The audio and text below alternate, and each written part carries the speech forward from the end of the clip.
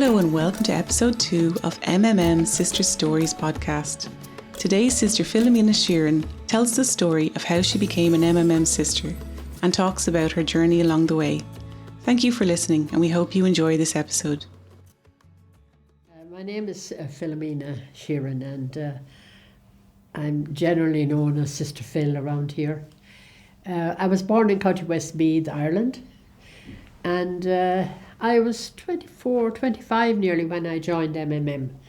I had been a primary school teacher before and happened to meet Mother Mary by accident. Well, at this stage of my life, I now believe there are no accidents in life. There are a lot of coincidences that I call God incidences in life. And that's what I call that day that I met her downstairs here in this house. And I just happened to be driving in from a course I was doing out in Termonfeckin for teachers.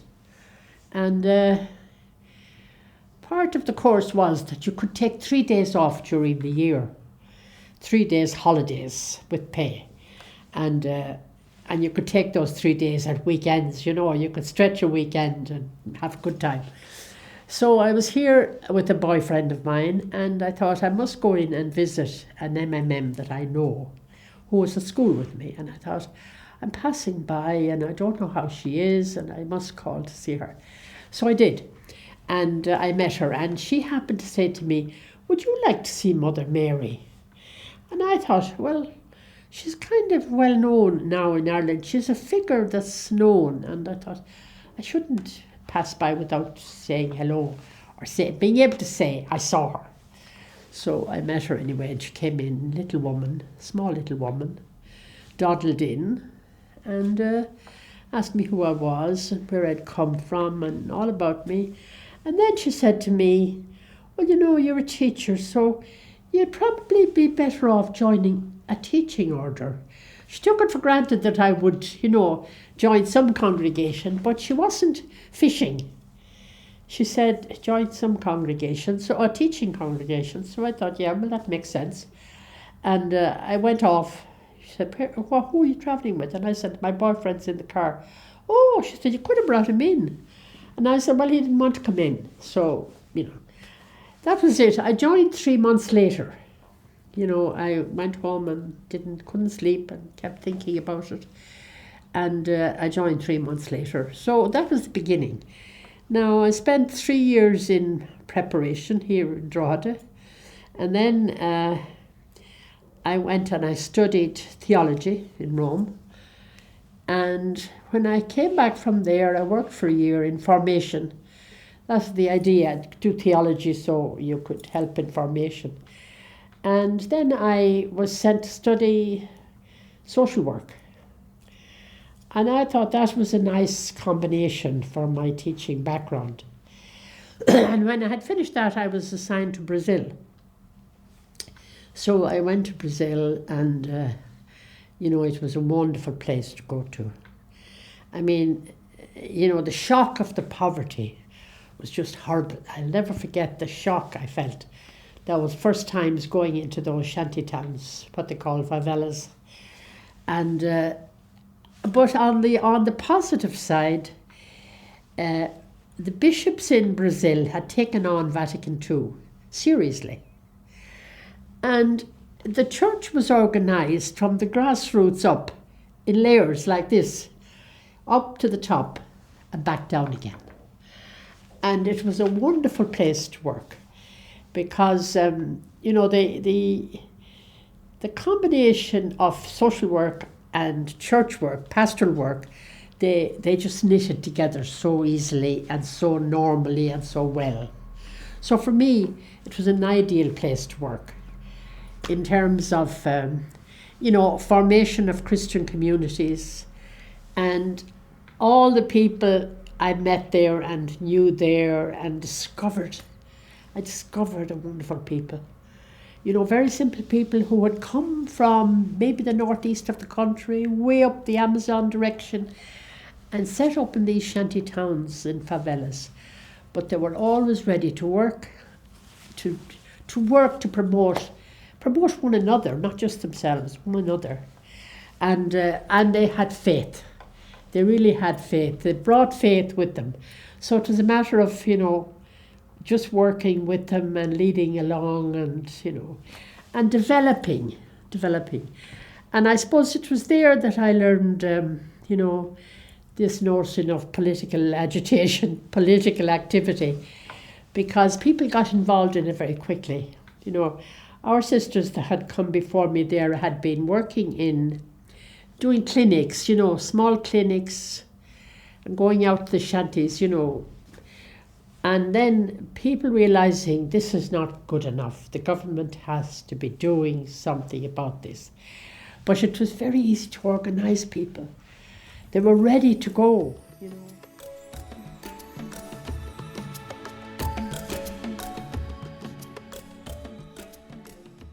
And then there was an educator, I don't know if you've heard of an educator, called Paulo Freire. And he had this idea of people learning on the hoof, if you know what I mean. Bringing people together and letting them educate one another with what they knew. You didn't have to send them back to school. If they already knew how to read and write, then it was... And that worked very well.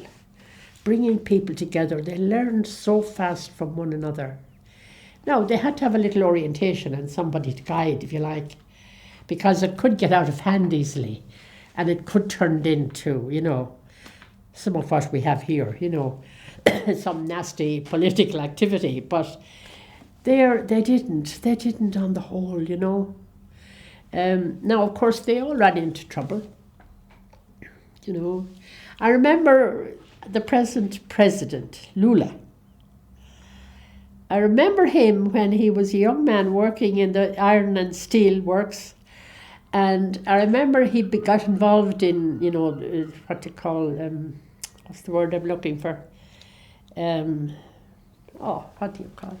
Unions. He got he got involved in trade unions and was excellent, a great trade union worker, then got elected into local politics and eventually into state politics. And that's the last I saw of him when he was involved in state politics. He was a state deputy. But I remember him coming to church meetings to gain the support of people, but also to learn. And I remember him sharing how difficult it was when he moved into state politics, how difficult it was to stay honest. The pressures of life on him as a state deputy. And he said, God knows if I ever get any further what it'll be like, but it's very difficult at the moment. So that was the kind of level of the possible activity, and it was all faith-based. It was all about trying to develop what we need for humanity, for human existence. That's just above the poverty level, if you could get above the poverty level. I remember taking part in, a protest or an organisation that wanted a health centre. Well, that was grist for the mill for me, that we could be involved in trying to get a health centre run by the government. And we went out and the state deputy came behind in his big car, Lula. And I thought, that's wonderful, we have him on board. Like that, this adds to the value of this. And he was going along and suddenly there was a shout from somebody and there were these nails, triple lock nails thrown under his car to puncture it so that he couldn't get by.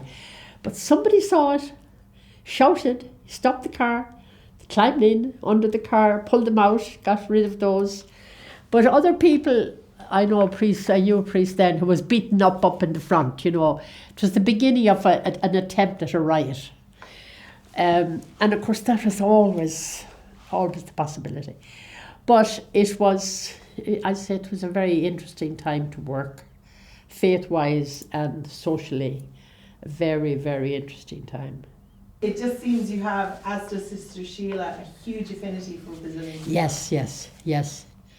I've never lost that, and there are still people that I knew then, which is now many years ago. I went there in 72. very beginning of 72. So 70, many years is that? 50 something. But there are people I still phone and talk to, and and they send messages and WhatsApp messages and photographs of their children and grandchildren, and One parish priest said to me, the future of the faith in this parish is going to depend on those Brazilians, because they organise themselves, they know how to set up groups, they keep on promoting one another, promoting the faith. So we have an affinity, all right, yeah, that's true.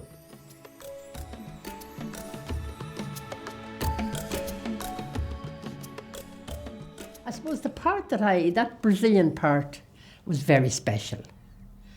That means the most to me because of my involvement by direct, day-to-day, hand-to-hand involvement. Afterwards I became the leader of the congregation for 12 years. Now, that was very different. Not something I wanted at all. Just shrunk back at the thought of it. But I suppose the difference there was that on my desk, across my desk, this big desk, always came the difficult situations, the problems, what the sisters were trying to cope with, what they were trying to deal with on a day-to-day level.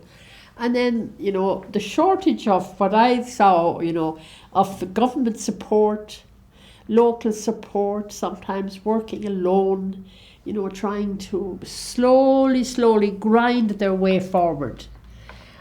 And that never seemed to change. And I don't think it has changed now either. It's about the same, but I remember all those, problems and shortage of finance and shortage of personnel and shortage of this, that and the other. That was a difficult time. But we did it. We worked as best we could. And of course, when you work on a faith level, I have often, had the experience of going to bed at night and thinking, what in the name of God are we going to do about this? What will be our response to this situation?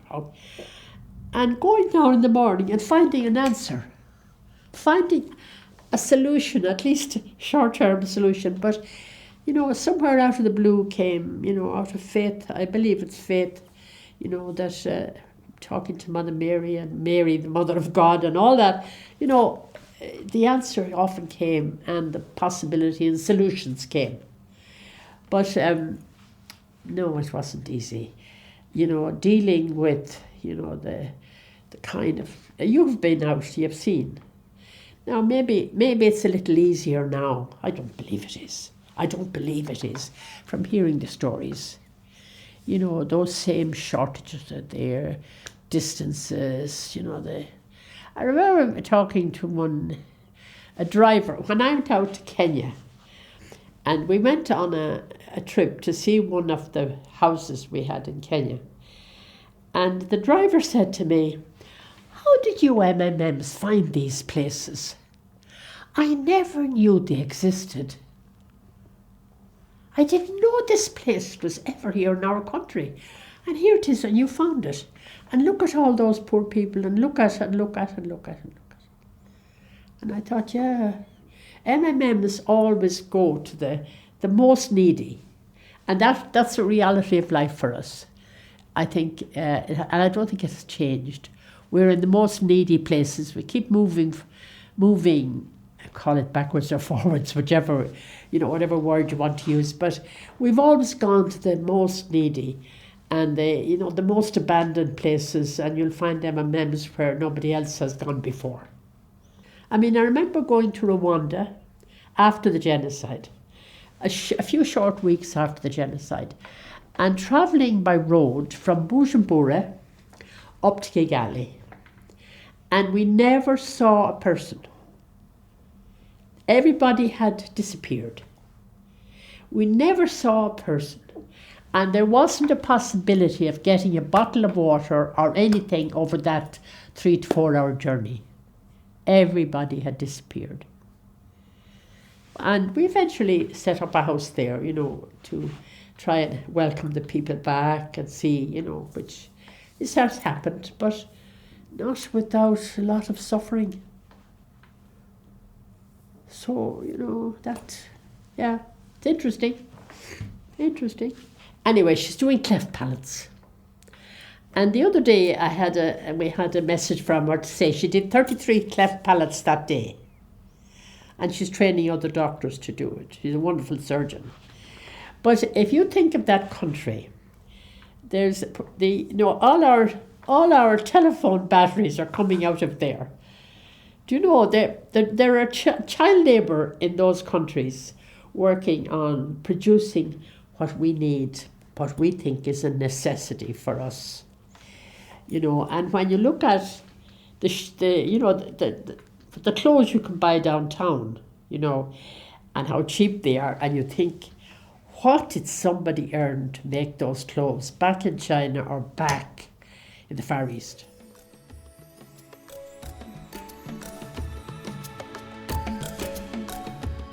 Now, there's that kind of world out there that impacts on everything we do and everything the mission, it affects everybody. And then there's climate. I mean, across Africa now, there are countries where the drought has killed off crops, where they can't produce anything. And they were, they were producing enough to keep themselves. Now it's gone. And I'm looking at COP28, it is now, 28, 27, 26, whatever the COPs were, as they went along. And I'm wondering, who wants to pay the price? The price of doing with less travel. Now, will we get, we want electric cars, and that's wonderful. We'd have an electric car. We could boast about having an electric car, what it does. But flights, we travel around the world, airplane flights, what it's costing. And the poor countries are getting poorer. That is the sad part. So one of the first things that is lost in all of that is healthcare. The health of people is affected so seriously. It's healthcare, and then there's mental health. There's a whole new world of mental health that was not talked about 50 years ago. Now, we had people in mental hospitals around Ireland that we knew, but the mental health issue is so big now. It is so big. And to switch, even to have MMMs try to switch, I won't say switch gears, but to include that mental health element in healthcare is not easy.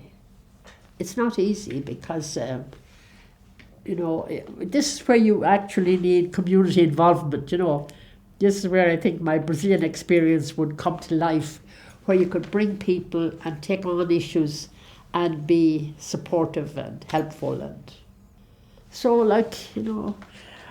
the economics of the world have to change. The climate. In my church, Catholic Church, there's a reluctance to push forward on that. But I do think, in the world as a whole, I do think that our church, other churches, should be making attempts to collaborate. I mean, the big religions, I don't mean the churches as such, but the big religions in the world should be coming together. Now, in that way, we could have a COP 28, 29 of the religions of the world. And, they could have some influence because they have followers. But, it's not an easy question. How to ask people to take less and other people just simply to live. And I think, maybe a new crisis has to emerge. And maybe the crisis of the climate and the global crisis, maybe that is what will force us to change. Maybe change economically as well, I mean, I'm looking at, COP, and, they're standing out on oil wells there. They're standing literally on oil wells. And who wants to give up that? But they are also standing in front of the sun. So there is the possibility there of, different kind of, batteries, different kind of, whatever. I don't know how to, know how people want to take less, those billionaires, Well, it's that economic one that I would love to see changed. I would love to see, the superabundance of some people, freely, just let go of, and to take in with their eyes, and it's possible to take in with your eyes nowadays, the situation of the poor. But how, I don't know the answer. What you say, the small things make a difference. Greta Thunberg, Greta, she, if you like, started that movement, or she gave an impetus to that movement, didn't she? She probably has withdrawn a bit now, but maybe not. But, how to bridge that gap between the rich and the poor, I don't know. I wish I knew. I did, I'd be wealthy, and I wouldn't want to let go of it. You have to believe that people can make a difference. And I suppose in our own lives, it's just one. We're all. I'm retired now, well retired, but going out there, I believe in making a difference to somebody's life when I go out the street there, when I get onto the street from this house. And it's only just by having a chat, by stopping and talking to the man at the cash desk, and thanking him and asking him how he is, and, little things like that, they make a difference to people. Maybe engender a little hope in them and a little, a connectedness that tells them, well, I'm worthwhile. Somebody spoke to me today, just talking to some people, how their lives had changed. And it was changed as much by people coming, joining them, reassuring them, telling them they're worthwhile, that brought about change. Now, you can say it's God changer, but I don't think God has a way of working without people, But the big value to me was meeting people. That was the big value. And connecting and sharing and, people talking about whatever was on sale there and, it was lovely. Just lovely.